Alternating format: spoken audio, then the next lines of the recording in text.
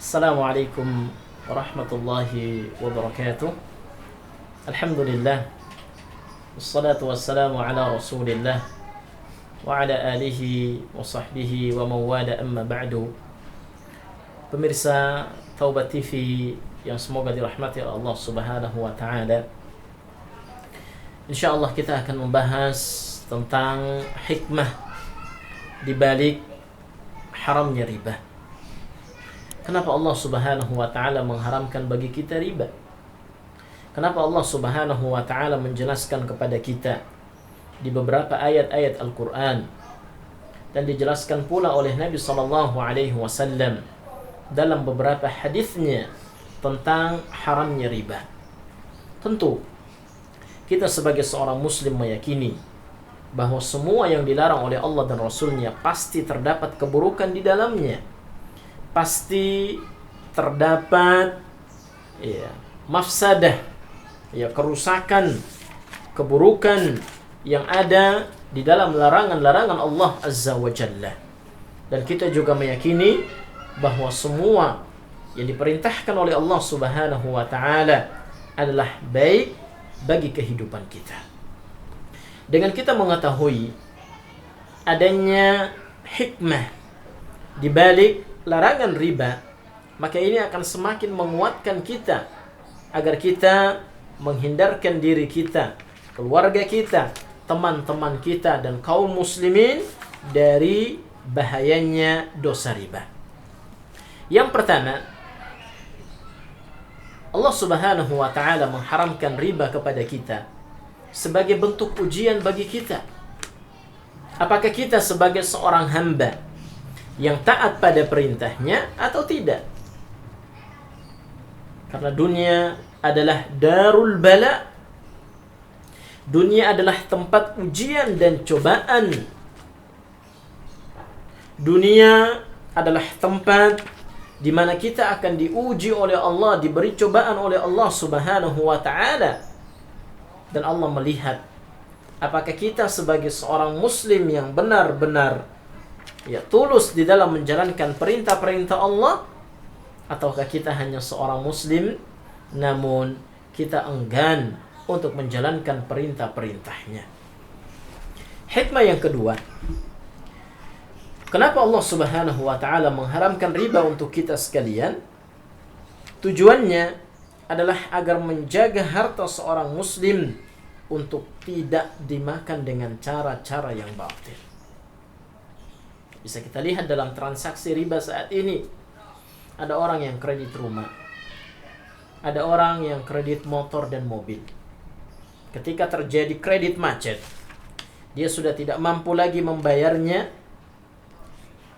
rumahnya disita, mobil dan motornya disita. Kemana uang yang sudah dia bayarkan? Uangnya ternyata diambil oleh pihak bank atau lembaga-lembaga keuangan ribawi yang seperti bank. Maka di sini tentu bentuk kezaliman, memakan harta orang lain dengan cara yang batil, sehingga Islam mengharamkan semua itu. Tujuannya untuk menjaga harta seorang muslim. Kemudian hikmah yang ketiga, agar seorang muslim menginvestasikan hartanya pada jalan-jalan yang telah ditetapkan oleh syariat. Dia menginvestasikan hartanya pada bidang-bidang yang telah dihalalkan di dalam syariat. Dia investasikan hartanya di industri, dia investasikan hartanya pada pertanian, dia investasikan hartanya pada perdagangan. Tidak kemudian dia investasikan hartanya pada lembaga-lembaga keuangan ribawi, simpan pinjam, perbankan, atau usaha-usaha yang sejenis dengan keduanya. Kemudian hikmah yang keempat, kenapa Allah subhanahu wa ta'ala mengharamkan riba bagi kita? Agar menyumbat seluruh jalan yang membawa seorang muslim pada tindakan memusuhi dan menyusahkan saudaranya sesama muslim, yang berakibat pada lahirnya celaan, kebencian, dan permusuhan terhadap sesama muslim. Dan ini bisa kita saksikan dalam keseharian kita. Riba itu kejam. Ketika seseorang sudah tidak mampu membayarnya, diberikan bunga. Ketika dia terlambat membayarnya, diberi denda. Ketika dia tidak mampu melunasinya, disita. Maka di sini ada bentuk kekejaman. Di sini ada bentuk kezaliman yang dilakukan oleh pihak-pihak yang terlibat dalam transaksi riba tersebut.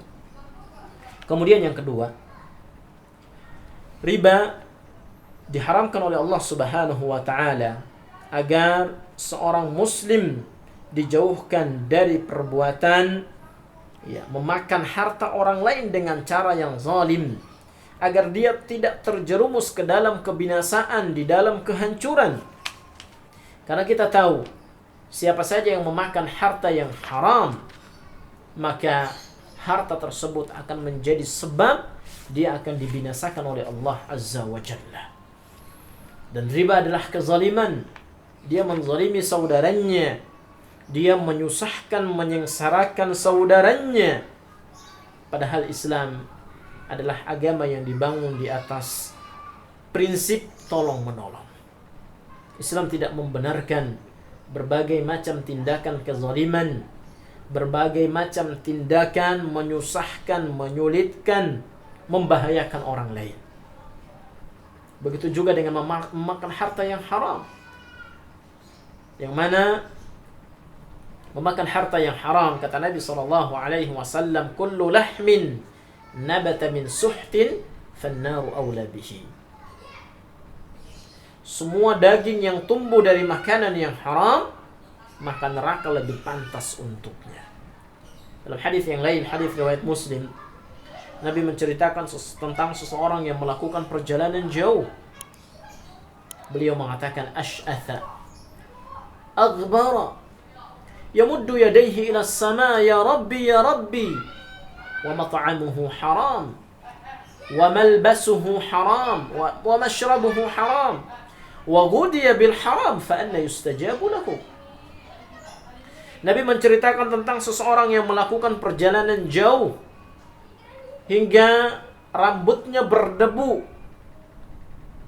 pakaiannya berdebu compang-camping, seraya mengangkat tangannya kemudian berdoa, ya Rabbi ya Tuhanku, wa mat'amuhu haram, padahal ia memakan dari yang haram, wa mashrabuhu haram, ia minum dari yang haram, wa malbasuhu haram, pakaiannya dari yang haram, wa ghudiya bil haram, dagingnya tumbuh dari makanan yang haram, fa anna yustajabu lahu, maka bagaimana mungkin doanya akan dikabulkan oleh Allah Subhanahu wa taala. Dan riba pula bentuk kezaliman. Dan Nabi SAW mengingatkan kita dengan sabdanya yang diriwayatkan oleh Imam Muslim, ittaqul zulma fa inna zulma zulumatun yaumal qiyamah. Takutlah kalian kepada kezaliman, karena kezaliman adalah kegelapan kelak pada hari kiamat. Wattaqus syuhha fa innahu ahlaka man kana qablakum hamalahum ala an safaku dima'ahum wastahallu maharimahum. Dan jauhilah oleh kalian asyuh, pelit, bakhil, kikir, karena kikir itu telah membinasakan umat sebelum kalian, yang membawa umat-umat sebelum kalian kepada penumpahan darah mereka dan menghalalkan sesuatu yang diharamkan Allah kepada mereka. Maka kezaliman dan kekikiran atau kebakhilan menjadi sebab kehancuran seseorang. Kemudian hikmah yang keenam, bahwa Islam membuka pintu-pintu kebaikan di hadapan saudaranya. Ketika kita memberikan pinjaman, maka unsur utama adalah tolong menolong.